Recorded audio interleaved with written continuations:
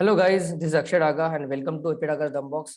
Right now I am starting a new video series that is for Python. You can learn Python from very basic here. If you are from other background, non-technical background, no problem. You can start to learn Python if you are interested. And I'll start with very scratch. So without wasting time, I'll share my screen and let's start learning Python. So here you can see this is the first line of code I'll be writing in Python. I'll not follow the theory part as of now. As and when required, we will cover the theory as well. Right now, you can see my screen and I am in Jupyter Notebook. And for that, I have installed a software called Anaconda. If you go to Google and search Anaconda download, okay, you will see this individual edition. You can download that. It is around 400 or 500 GB, 500 MBs. And just like you install VLC player or any other stuff, next finish, you need to install that. You can do that on your Mac system or Windows, so no issue in that. And then once you install that, you can open the Anaconda application. There you will find a Jupyter icon just like this. I'll tell you how. So just like this is the Anaconda navigator. After installing that, here you can see Jupyter Notebook, and here you can see Jupyter Notebook. If you click on launch, then you will taken to the screen like this. Fine. So now right now I'm going to write very first line of code and I'll cover very basic in this video. So first of all, some call Python as an interpreter, as a scripting language. Some call it as a object oriented language. It is a both. But right now we'll not go into object oriented. What is object oriented? Don't think about that at this point of time. It is just a scripting language. What is scripting language? You don't know. No worries about that as well. So I'll tell you and just follow those words and try to understand. It is very easy. If you know English and if you know math, basic stuff, that's okay. You can start. So I'm going to write import this. What is import? Import is a keyword. If you want to import anything into this Jupyter Notebook, you will use import keyword and the name of the library. So right now import this. I'm not importing anything. I'll show you what it is. To run this, I'll click on this run button. 1 second.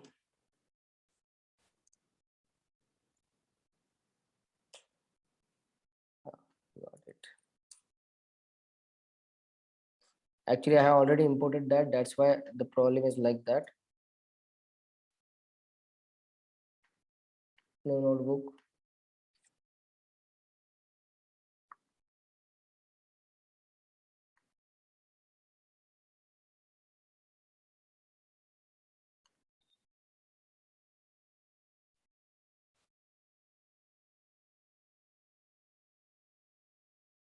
Yes. And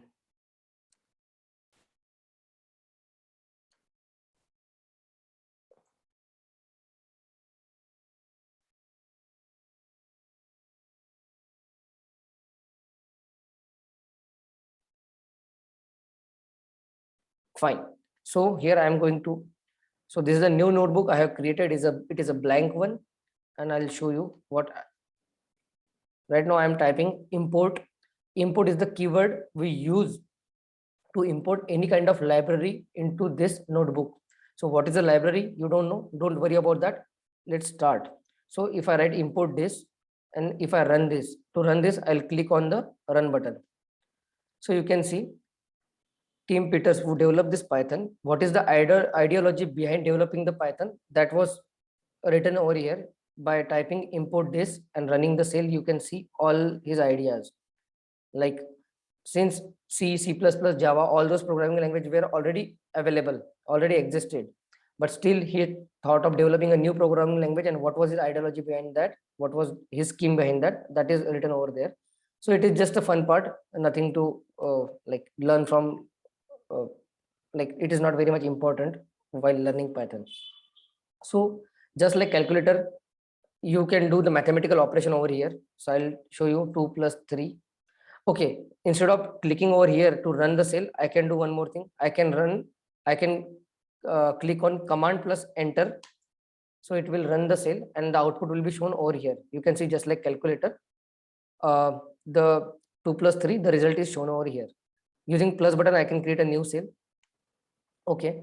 Similarly, if I want to print something on the computer machine, so I will use the function print, and whatever I write inside this, it will print it. But there is a condition. I want to write my name is Akshay, but it is a string. Okay. It will try to for that, and whatever, whenever you pass a string means collection of characters. हमारी our English language, okay, if I make any sentence in English language or any other language, that is a string, we can call it collection of characters. I have to pass that in inverted quotes, maybe double inverted quote or single inverted quote. And if I do if I run this cell, so it will print it. Okay, so you can do the mathematical operation, you can do the printing operation, right? Now the thing is, I'm doing the mathematical operation, 3 plus 2, and the output is 5, but I want to use this 5 at some other place for further operation. How can I do that? So for that, I need to store this value at some location, right? So we call it a variable, where if there is a data and we want to store that data in a particular place, particular memory, and then we want to recall it. Okay, for that we use variable. In your maths class also, you might have dealt with questions like find the value of x, right? So the x is the variable there. Okay, so right now I want to create a variable, so I can give any name to the variable. So right now I am writing x equal to 5, and I am running the cell. One more thing, if I do the command, control plus enter, it will run the cell. It will stop there itself. But I want to run the cell and create a new cell at the same time. Then I will use shift plus enter. Okay, so I'm doing the shift plus enter. You can see it ran that cell, and then automatically new cell is created. So going forward, I will be using shift enter all the time. So right now when I do x equal to 5, this value 5 is stored in variable name x. So if I want to check the value of x, if I type x and run the cell, it will show me 5. Okay, so that is a variable. Now I told you that any kind of data can be stored in the variable. So what kind of data can be stored? It can be a number, it can be a string, then it can be a any other thing like a image or a table or movie, video, or a file, text file. So anything, everything is a data. Okay, and that data can be stored in a variable. So we will start with very basic data. So since there are different types of data, so that's why the variable can also be categorized into different types, and we call it data types. Okay, so right now a number 5 is stored in variable x. So we want to check what is the type of that variable. So for that we can use the function type. And if I pass the name of the variable, that is x here, if I run this cell, it will show me the type of the variable x is integer, int. Similarly, I'll do the y equal to, I'll write some string into that. So apdaga.dump box, right? And I'm running it. I'll check the type of y. So it is a string. Similarly, if I do a equal to true, I'm running it. If I check the type of a is, it is a boolean. In math, you might have learned about the boolean, that is 1 and 0. So here in Python, while writing 1 and 0, if you write 1 and 0, the Python will be confused, right? Whether it is a number 1 or boolean 1. Similarly for 0. That's why they have made a keyword. So for boolean, the true with capital T, that will be considered as boolean 1, and false with capital F will be considered as the boolean 0. Like that, b equal to false, right? So if I do the type of b, it is a boolean again.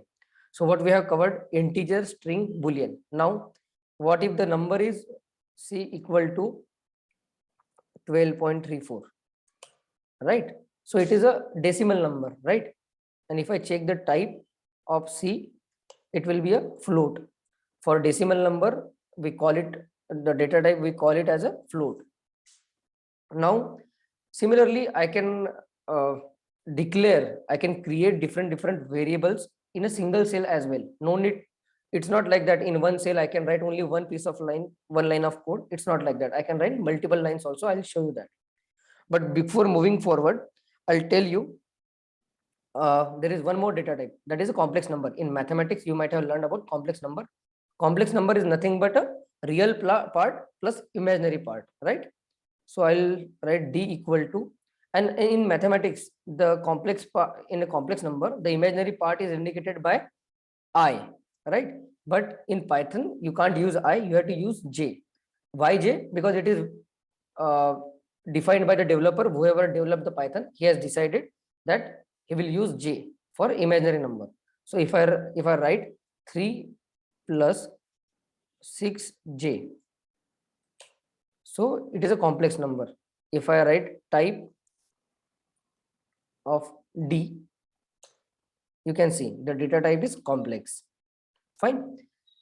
Now, instead of that, if I write like 3 plus 6J, if I write 3 plus 6I, it won't work. It will give you some error because I won't work here. For imaginary number, you have to use the J, that is for sure.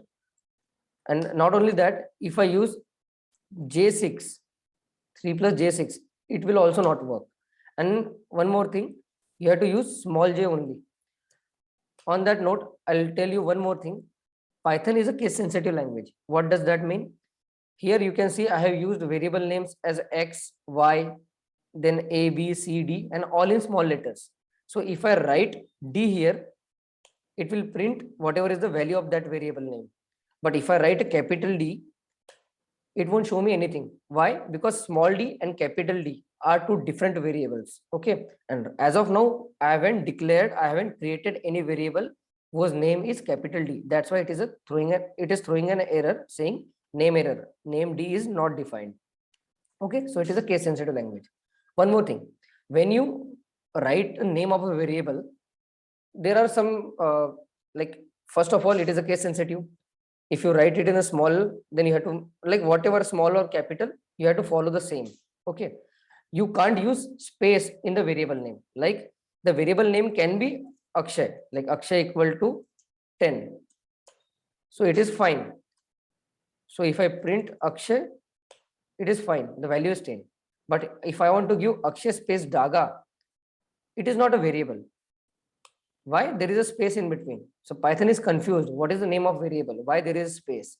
So you can't use space in between. You can, instead of space, if you want to give a proper name to a variable to so that it should be understood by anyone, instead of space, you can use underscore in there.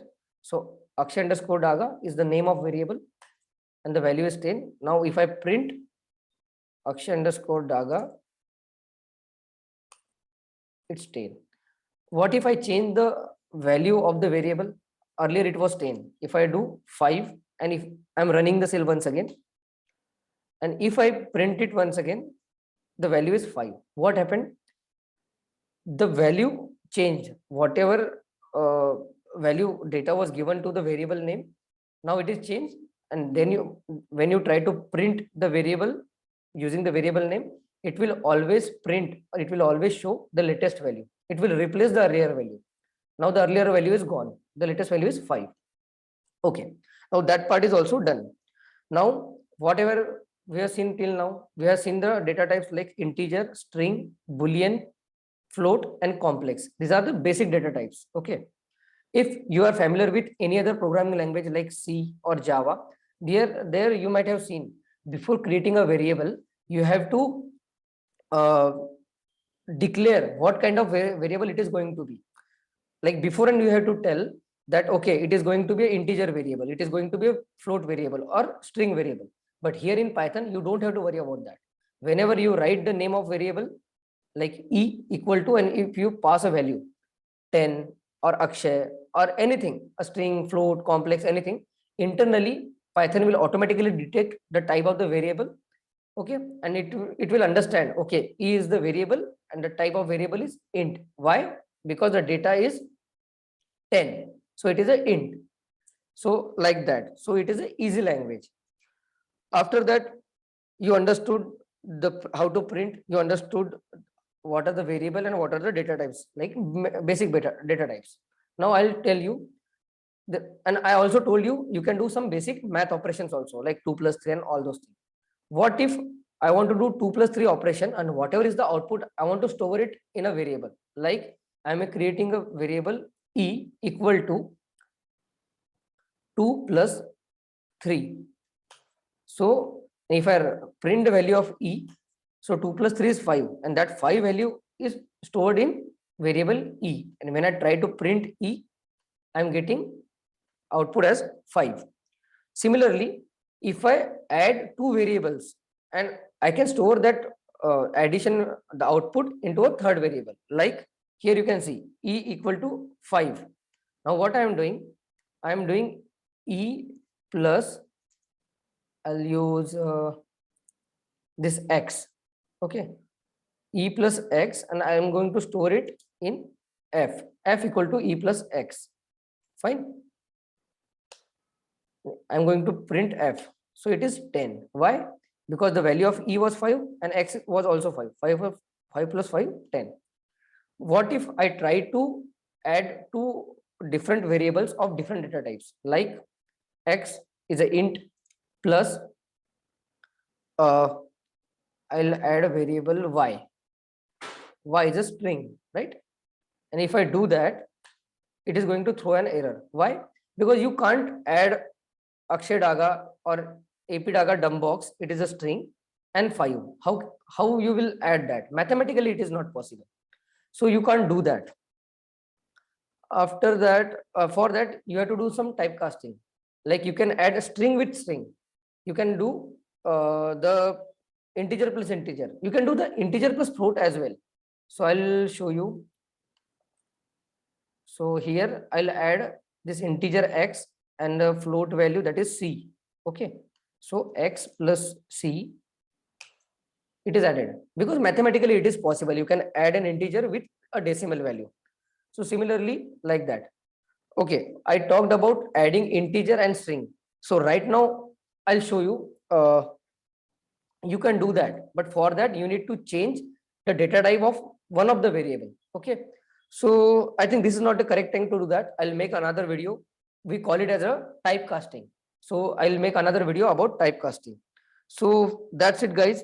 Yeah, one last thing I want to cover in this video. So I'll show you the multiple variables can be created in a single cell, that is A equal to 1, B equal to 2.3, C equal to what I can say, Akshay, D equal to 3 plus 6J. So all 4 data types and one more boolean, that is E equal to true. Okay, I have created total 5 variables in single cell. Similarly, I can create those 5 variables in single line as well. How? I'll show you. A comma B comma C comma D comma E. So there are total 5 variables equal to. Now I'll pass all those values separated by comma, like 1 comma 2.3 comma Akshay comma 3 plus 6J comma and true. Okay, so but you have to make sure if you pass 5 variables, the value should be 5, and here the sequence is very important. If I change the sequence, the first value will be stored in first variable, the second value will be stored in second variable. If I change the sequence, everything will be changed. Okay, so I'm running this here also. Now you can see all those variable, all those 5 values are stored in those 5 variables. I'll show you a demo. I removed one of the value. Now the variables are 5 and the values are 4. I'm trying to run it. It will throw an error. Why? The same. Not enough values to unpack. Expected values are 5, but there are only 4 values, right? So I am passing true again. And if I print A, same, B, same, C, D, and E. So that's it, guys. In this video, we started with very scratch.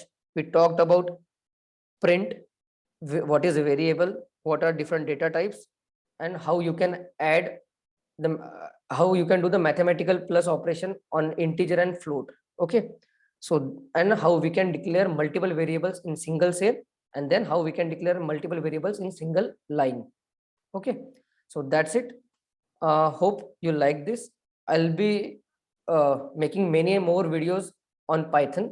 The slow step by step we will increase the complexity, and then we will achieve, we will create some assignments and some complex coding, and just go along with me, and you will be a really good coder, or you will be a good developer in Python for sure. So thank you very much. This is Akshay Daga signing off. If you like my content, please like this video, share it with your friend, comment in comment box, and subscribe to my channel. Thank you. Bye bye.